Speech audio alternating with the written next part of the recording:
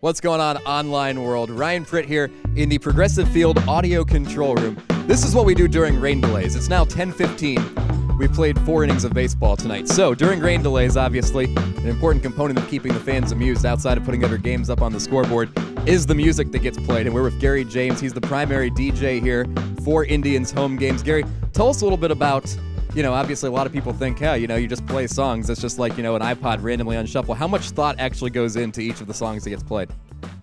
Before each game, I probably spend about an hour and a half getting songs ready and choosing the right song for the right situation.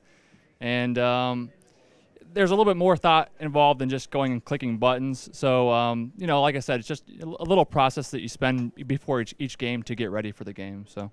Now, I know a lot of people check out this site, not necessarily all of them professional sports DJs, not necessarily all of them baseball. Baseball is unique in regards to the fact, especially at the major league level, that a lot of the players get to pick their own music they come up to. Explain how that process works for us a bit. It seems like players change their music almost on a weekly basis, so you're getting new songs just about every other day, every other week, and you got to edit the songs, get them ready. And then, each player has their own personality, so you'll get some country songs, some rock songs, some rap songs, a little bit of everything. So you got relief pitchers, you got starting pitchers, you've got, all the different types of players that you have to get ready for. So that's the main thing with all the player music. So we'll let him click his next song right here. He is working while we interview him here at the ballpark. Now, another interesting thing about when you talk about the players, and you talk about each of them having different personalities, some of them, they read into a little more than that. Sometimes you get guys that change their music depending on if they have a bad game or two, right? Yeah, I mean, there's a player last year brought up a CD saying that his career was on the line if we didn't play the song, when he was up to bat. So we made sure that we played that song every time he was at bat, and it seemed to help him hit well, I guess. So. It's always an interesting time in the audio room. Now, obviously, I guess we should probably talk about the mechanics of what's going on here, what type of programs we're using. What do you use to play music? What do you use to edit music? Explain the setup you got going on right here in front of us.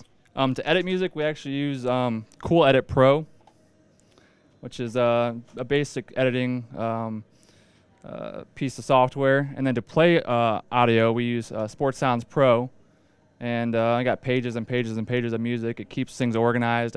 I try to have everything ready and easy to get to when I'm going to click buttons so that I can be on the ball with stuff. But those are the 2 main components of the job. So, how many songs, if you had to take a guess, do you have in here? Obviously, you don't get to play them all on every game day, but if you had to guess, how many songs in general are in that library that right on the spur of the moment you could click and go to?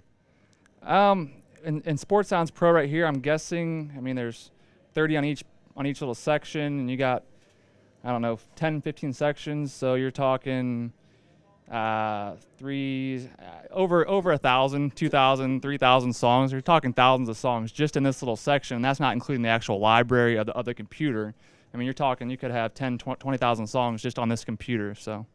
He's a DJ, not a mathematician. I apologize for putting him on the spot right there. Anyway, Gary does a really great job for all the Indians home games, works almost every single one of them. So if you're ever in Cleveland, if you're ever at Progressive Field and you hear the music during the game, this is the guy right here, Gary James, that plays it. Thanks for joining us. Thank you. And thanks for watching what we're doing here. During a rain delay, you're helping us keep amused. We hope we kept you amused for a little bit as well.